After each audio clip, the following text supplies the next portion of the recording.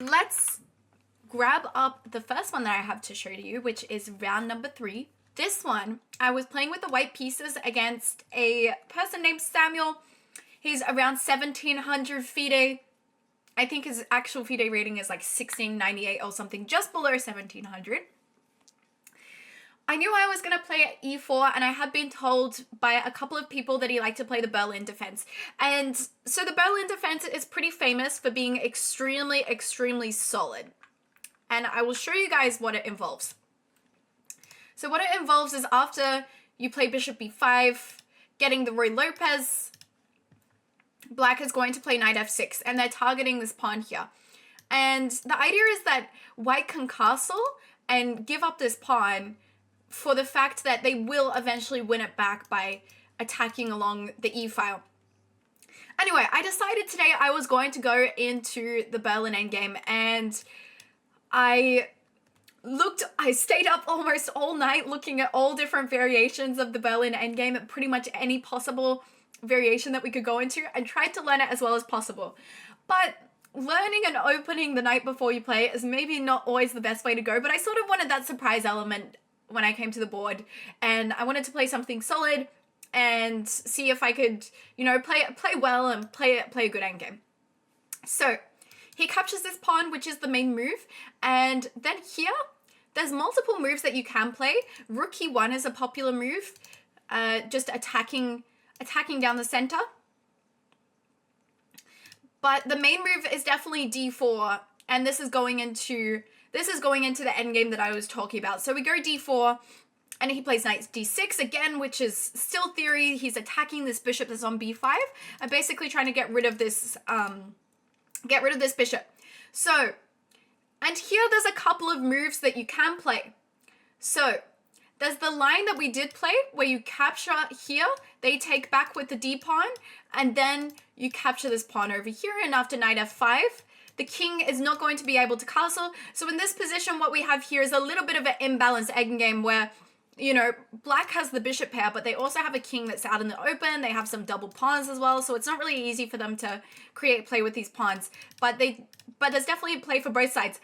The other popular line is also to take here, and this is where you will see the famous Berlin draw, where you go down this line and black takes the knight over here, and then there's a4. I don't exactly know the theory, but there's the famous draw where they start shuffling the queens back and forth. You guys know the one. You've probably seen it in Over the Board before. Check. I actually don't really know the line. But anyway, what we went down was this endgame, because I was like, this actually looks really interesting. I never really thought about playing this endgame before. And I was like, you know what? I'm going to give this a go.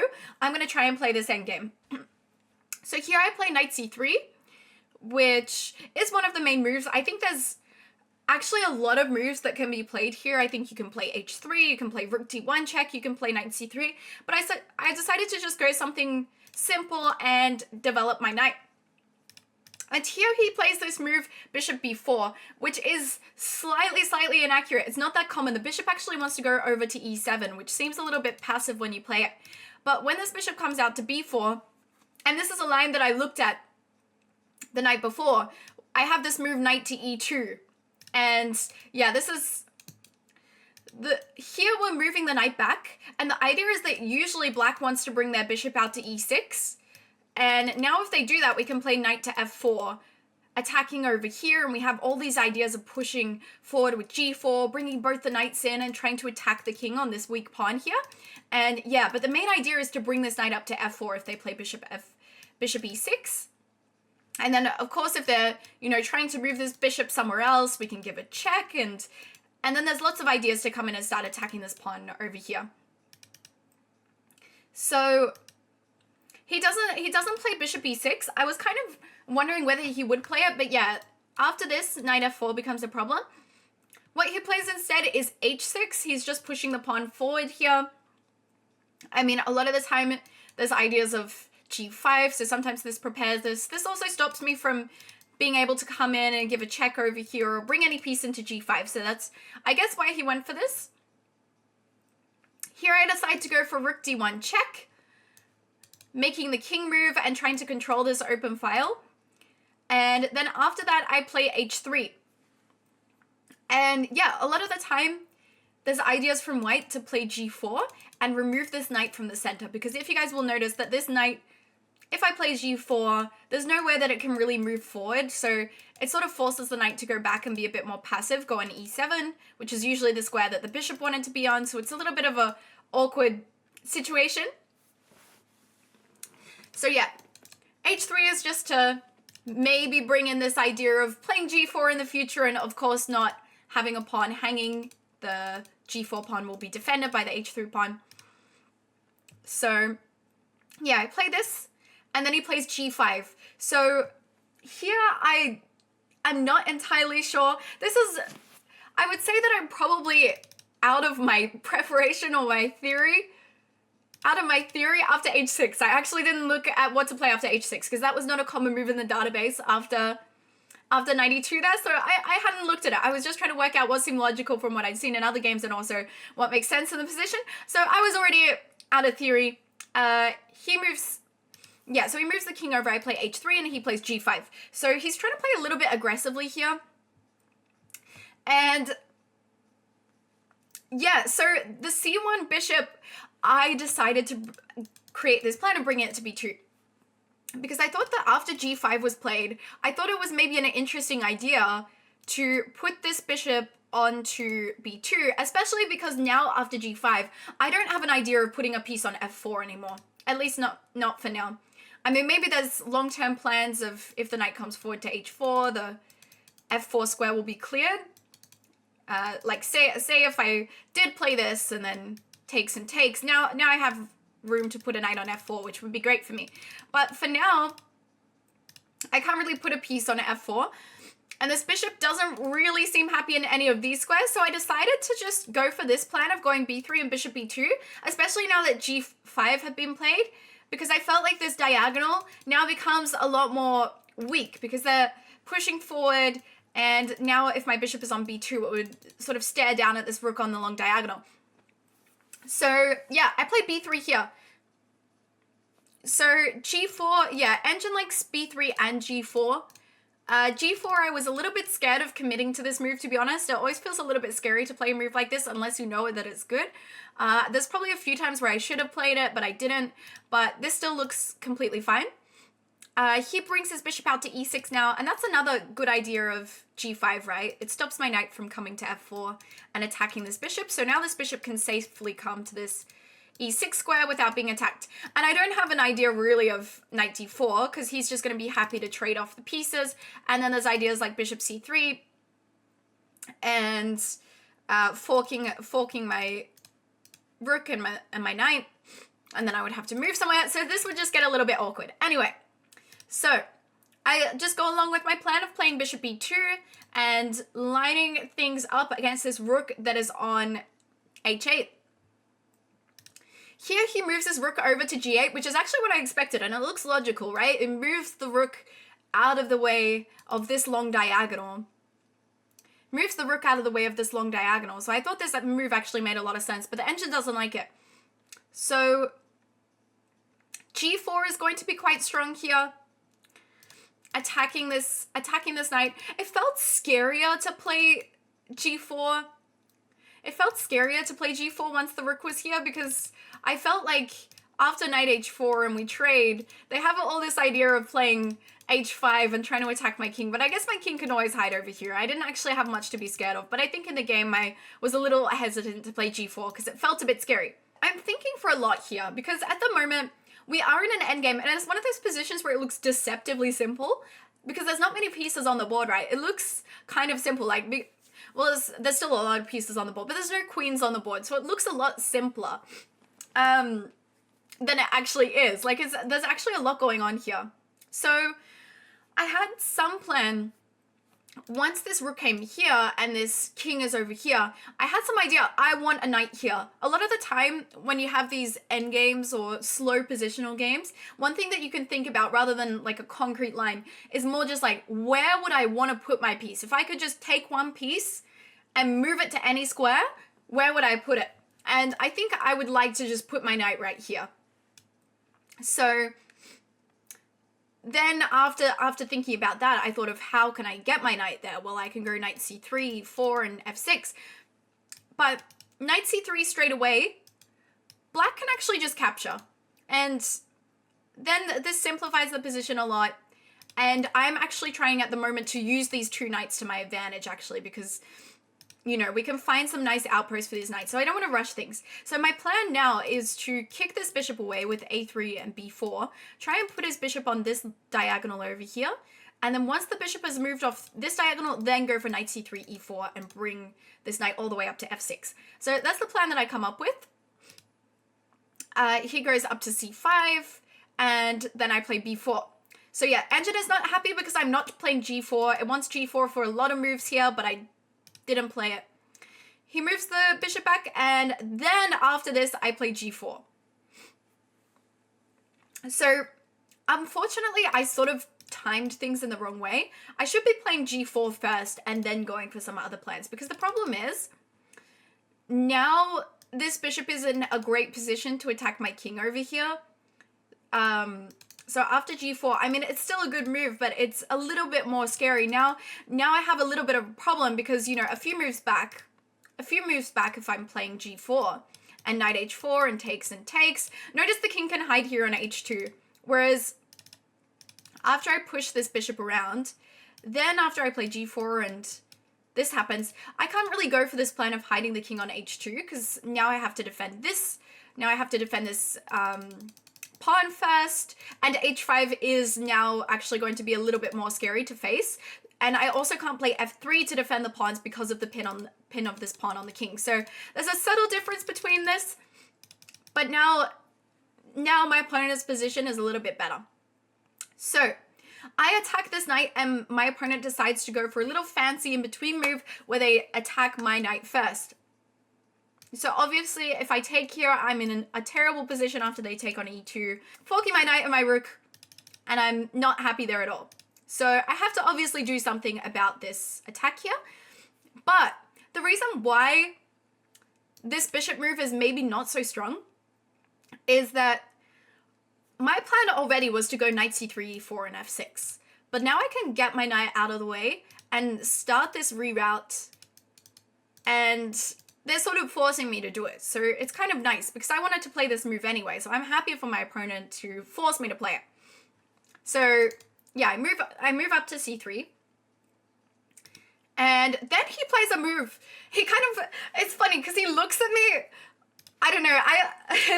My opponent and I were looking at each other at this point, and my opponent goes, he sees this move on the board and he's like, ooh, this is a cool move. I could see it in his face. He was like really, really happy with this move. He was like, and played this move and was kind of smiling at me.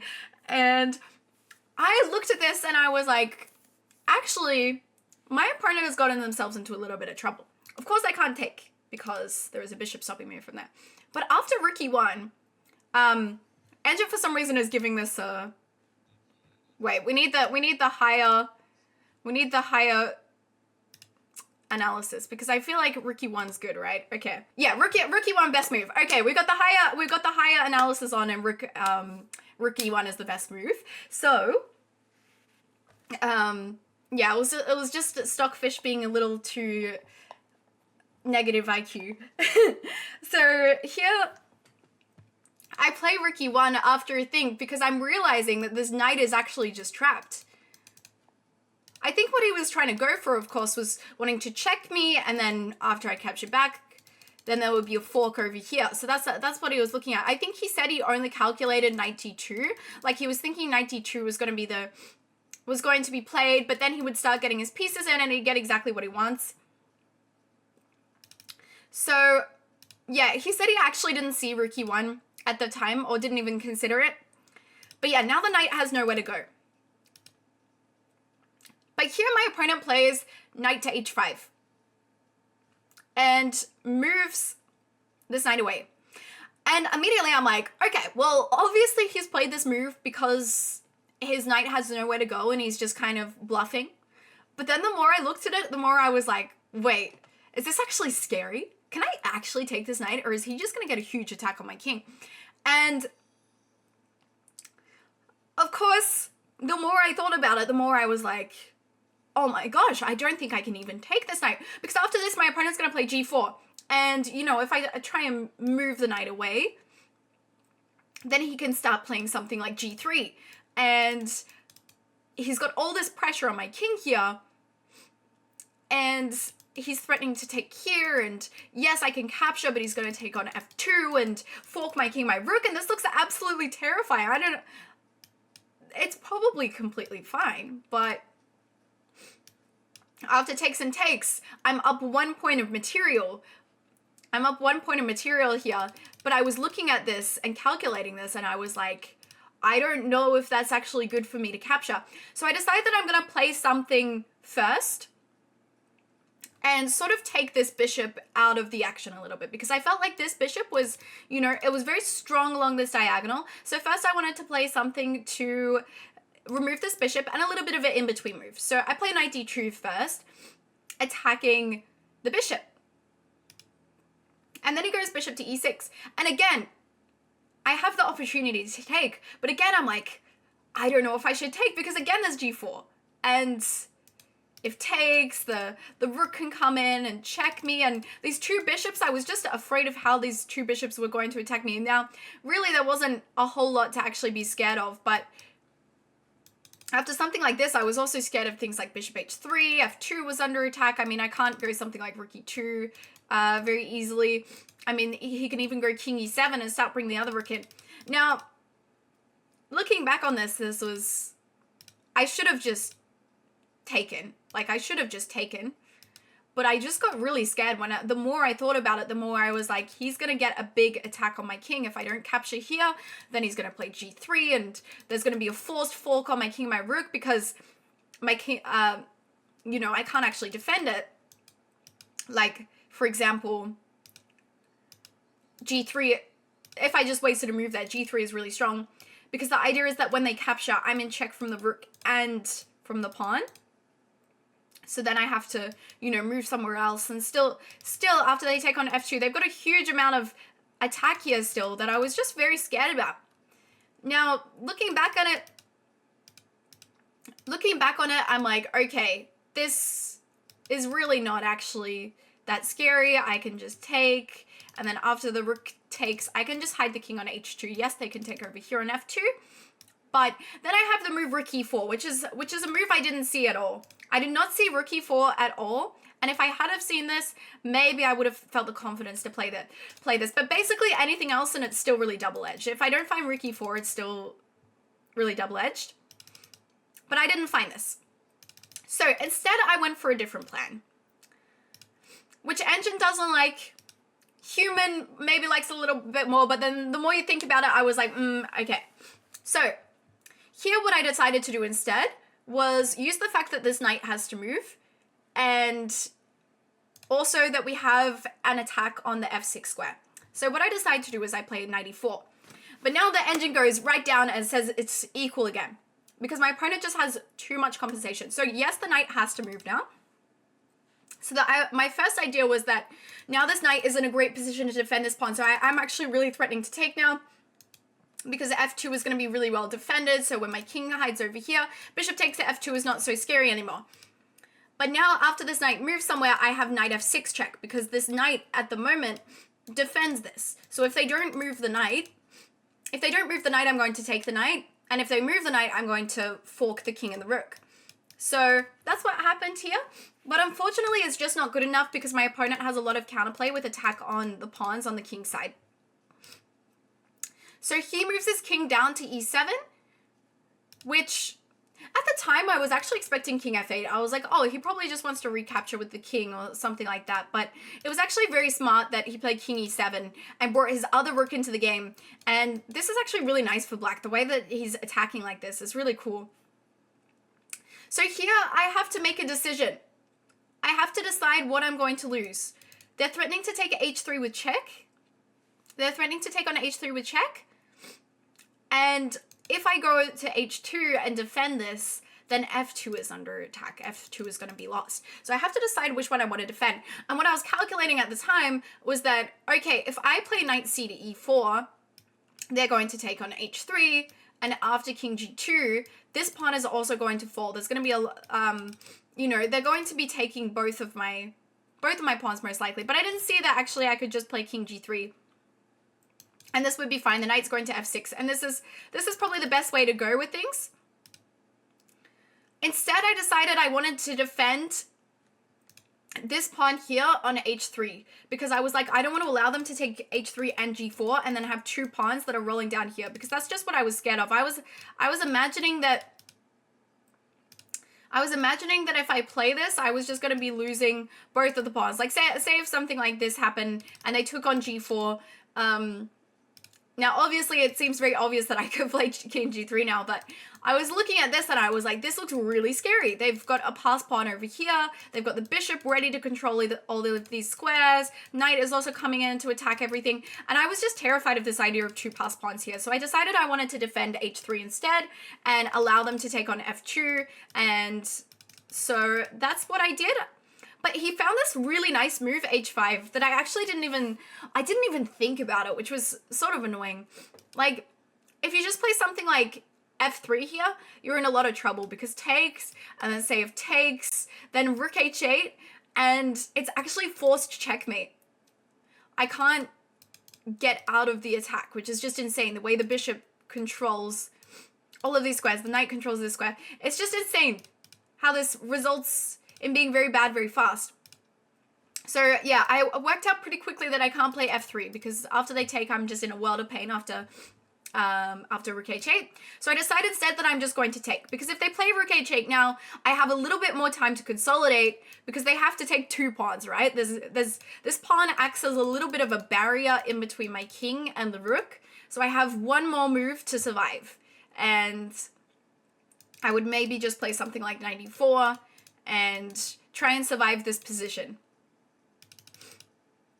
Yeah, the bishops are just great here. So what my opponent does instead, though, instead of playing rook h8, which is the best move, I was expecting rook h8, he takes this pawn over here. But now I'm actually happy with the fact he's taking that, because it allows me to move my rook in, attack this bishop. And once the bishop moves somewhere, he's no longer got ideas of pushing forward with g4, because the knight's going to be under attack, and now I'm controlling this f-file. So I was actually happy that he decided to take on f2. I was expecting bishop d4, and I was thinking that this would maybe be survivable, but I wouldn't be super happy with this, because I'd have to probably give up this pawn that's in the center, and it would be really, really tricky actually to defend. But my opponent instead goes bishop b6, which I was sort of happy to see. I was like, okay, great, bishop b6. Now I have time for knight e4, bringing the knight in, and this is a lot less scary than something like bishop d4. So I play knight e4. Bishop d4, knight d1. I mean, it's possible, but it means that my knight is very passive. But I mean, that probably looks fine. That probably looks fine to me if they trade. Okay. So I go knight e4 here, bringing the knight in. This knight wants to go to f6. That is my plan. f6, where it can defend over here if it needs to, and attack all the squares around the king. I can bring rook into d1 and attack my opponent that way. My opponent decides to be a little bit greedy and grab a pawn. And again, this just loses a bit of time, because now that he's taking, I go knight f6. Now it's better to just start pushing straight away. I don't really get this, because oh, the idea is that after he can't take because of this. Okay. Yeah, actually, I didn't see h6. Instead, I went for knight f6, attacking the rook. And the plan is now that I actually have a pawn to push here, and now he's captured on h3, this knight will have to try and get its way back to f4 to attack here. And I'm feeling happy here. Now, after my opponent is attacked, they play a big blunder. Yeah, rook g7 is one of those moves that looks wrong, and it also is wrong.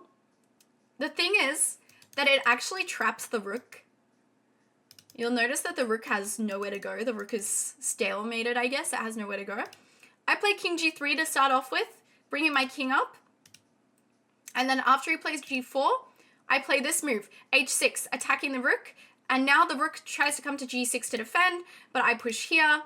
And then after the rook goes to h6, which is, you know, the only square which is defending the promotion square. Then I have a fork on the king and the rook, and then I take over here, and here he resigns.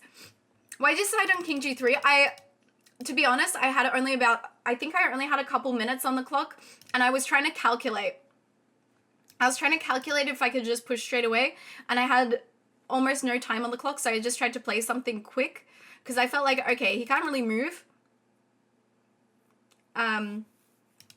So yeah, I ended up pushing here and then getting a fork, which was very nice. So then I won this game, so I was very, very happy. So I went 3 out of 3, which is as good as you can get at the start of a tournament. I won my first game against 1600, second game against 1700, and third game against 1700 as well. But yeah, it didn't go exactly as I planned. Like, what I was wanting was just to go into a Berlin endgame, get a slightly better position, grind it down. Instead, I got this crazy tactical position that was that I was definitely worse in at some point. Didn't play the best chess, but I played a good set of moves where it mattered. So I think overall I was pretty happy with how it went. Yeah, in this one I just wanted to play the Berlin endgame. I was just wanting to play a risk-free opening. That was my goal. Like, I just wanted to, not a risk-free, a less risky opening where I could try and just play like, it's definitely, no opening is risk-free, but minimal risk and something where I would feel quite comfortable. But yeah, okay, let's see. So, bishop g5 here? I mean, what's the point? Oh, okay.